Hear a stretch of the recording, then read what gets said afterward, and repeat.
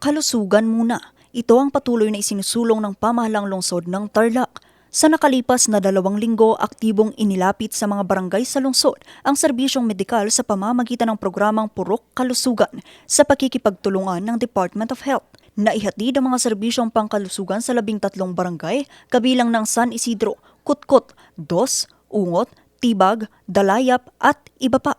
Layo ng programa na mapadali ang akses ng mga residente sa mahalagang serbisyong pangkalusugan, mula sa maagang pagtuklas ng sakit hanggang sa tamang paggamot at pag-iwas dito. Kabilang sa mga serbisyong inihatid ang libreng konsultasyon, non-communicable disease screening, immunization, tuberculosis program, maternal health, family planning at nutrition services.